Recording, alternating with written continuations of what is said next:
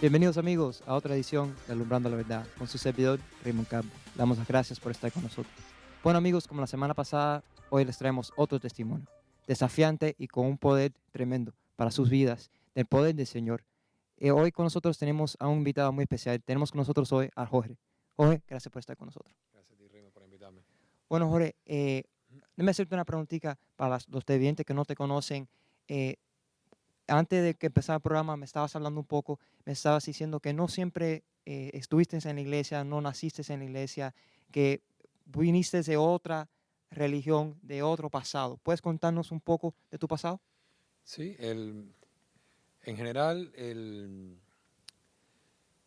vamos a decir que fue una etapa de mi vida, no fue quizás la completa juventud, pero hubo un proceso en mi vida donde tuve un gran problema que necesité ayuda, una desesperación si tú quieres, y entonces como uno viene de Cuba y en Cuba pues es bastante popular esta práctica, lo que es la santería y el palo y esto. Entonces en ese momento de necesidad apareció esto como una posibilidad, como una solución. Y me acuerdo específicamente que mi mamá fue a consultarse con un palero, específicamente en Hialeah, imagínate, la capital de Miami, aquí, de lo que es la santería y la brujería.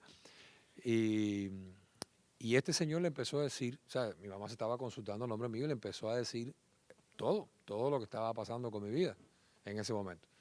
Entonces mi mamá me llama por teléfono y yo me asombra todo lo que el hombre estaba contando, todos los detalles, lujo de detalles, y empiezo a involucrarme en esto. Wow. Entonces este hombre era un palero.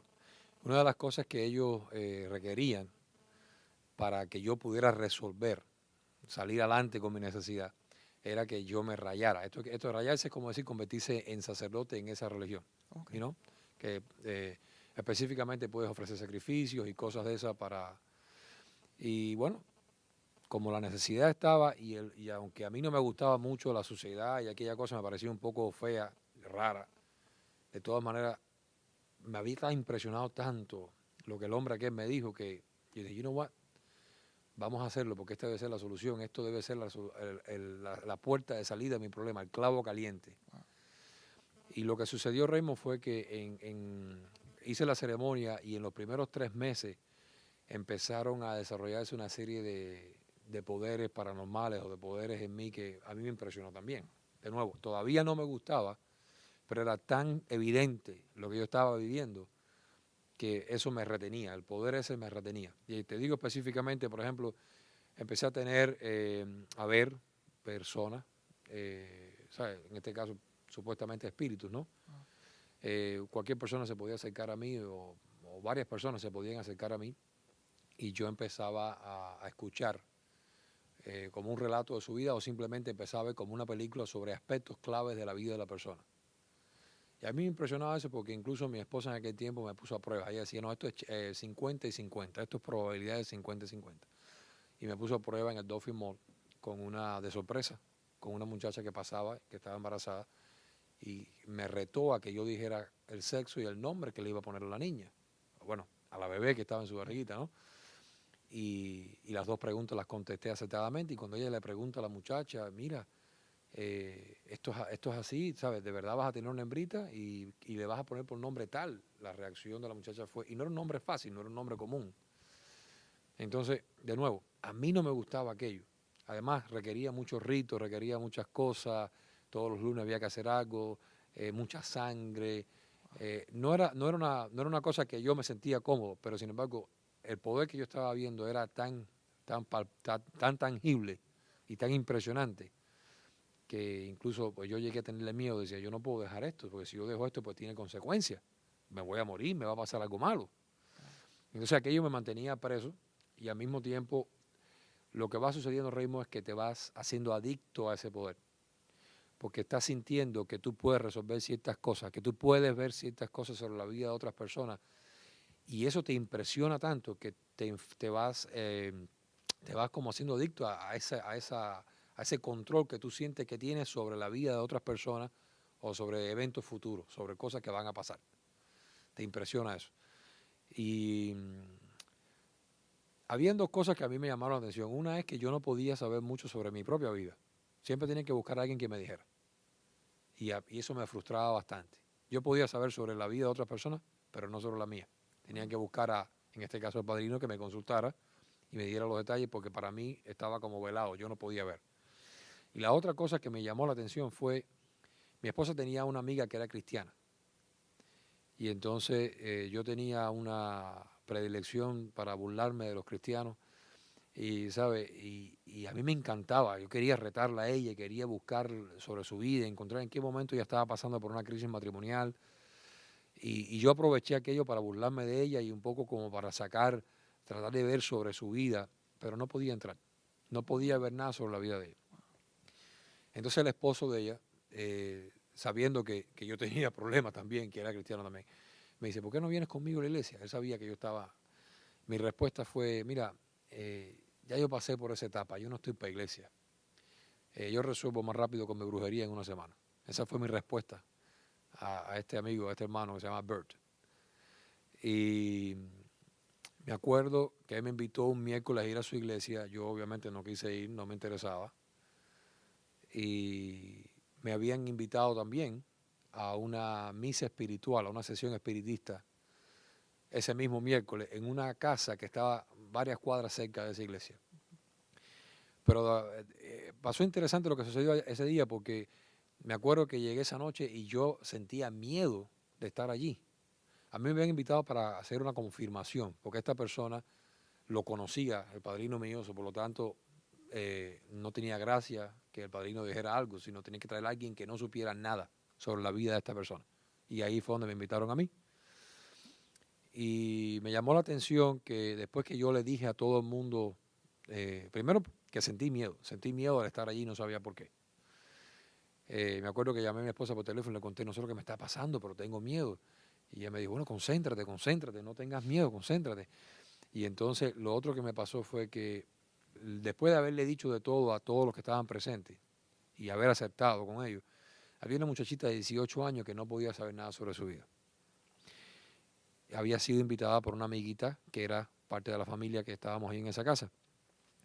Y el padrino mío, que era el otro cabeza de mesa, ¿sabes? El otro que estaba dirigiendo la sesión espiritista, tampoco podía entrarle. No podía saber nada sobre la vida de ella. Lo interesante fue que la muchacha cuenta de que sus padres habían sido cristianos, o que eran cristianos, habían dejado la iglesia y que el padre se había tirado al alcohol y que había muchos problemas en su casa y demás. Y entonces prácticamente ella tuvo que decirnos el por qué estaba ahí. Pero en ese momento yo tengo como una aparición, una revelación de un hombre vestido, yo lo describo como un monje, como un fraile, vestido de blanco, y me dice a mí con voz autoritaria, dice, dile a ella que lea con su padre el Salmo 90. Y a mí me impresionó aquello tremendamente. Primera, qué cosa más rara, ¿no? Yo hacía más de 10 años que no tocaba una Biblia, no tenía idea de lo que decía el Salmo 90, y yo simplemente se lo dije. Pero cuando llegué a mi casa, lo primero que hice fue buscar el Salmo 90. Y si usted tiene una Biblia, busque el Salmo 90 ahora y léalo. Porque específicamente habla de cómo el hombre tiene que tener conciencia de cómo debe temer a Dios y respetarlo, que su vida es pasajera y es como polvo, y aunque viva muchos años, es dolor y esfuerzo, y al final tenemos que caer en las manos de Dios. Pero hay unos versos que a mí me impactaron terriblemente, y hasta el día de hoy lo tomé como una promesa para mi vida. Son el verso 15 y 16 del Salmo 90, que dicen, devuélveme, Señor, en alegría y gozo en los días y los años en que me afligiste. Confirma la obra de tus manos en mí, las obras de las manos de tu siervo, y que se vea tu gloria sobre mi descendencia. Yo en aquel momento estaba pasando por un divorcio, una tragedia terrible, lo había perdido todo. Para mí era importante que Dios me devolviera todo el tiempo que yo había perdido.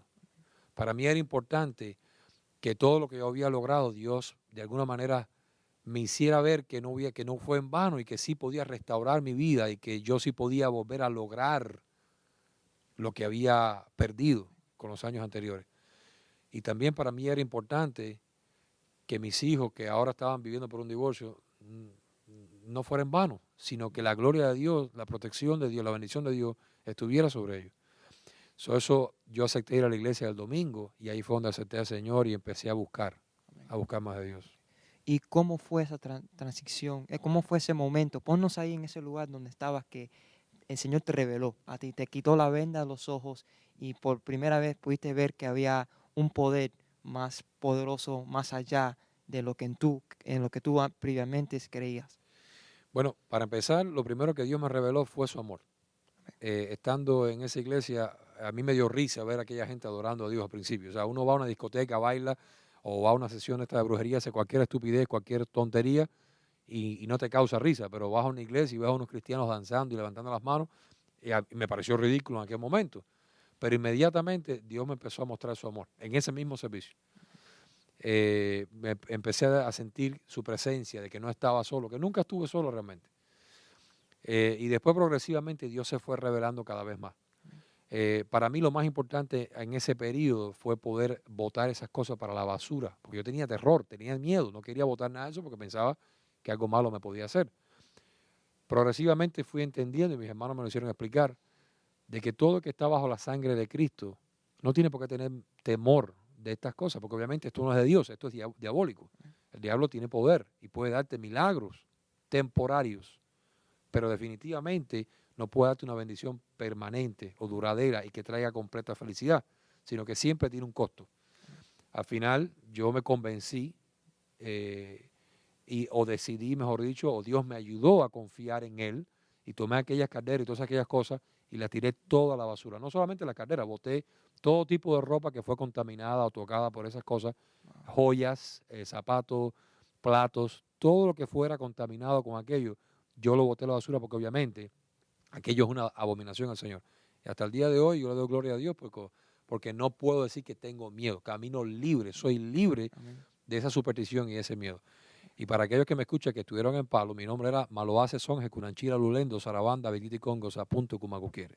Wow. Pero ahora, obviamente, yo no le sirvo a un demonio, sino que le sirvo a Jesucristo. Mi nombre es Jorge y soy libre de todas esas ataduras. Amén. Bueno, Jorge, se nos acaba el tiempo, pero vas a regresar otra vez en el próximo segmento para estar con nosotros y contarnos más de tu testimonio. Te damos las gracias por estar con nosotros en esta noche. Amigos, no se pierdan el próximo programa, que va a ser de tremenda bendición como fue este. Sé que el Señor lo ha hablado en esta noche, sé que han visto el amor del Señor y la transformación del amor del Señor en una persona como Jorge. Quédense sintonizados, que venimos para atrás pronto. Dios les bendiga. Hasta la próxima.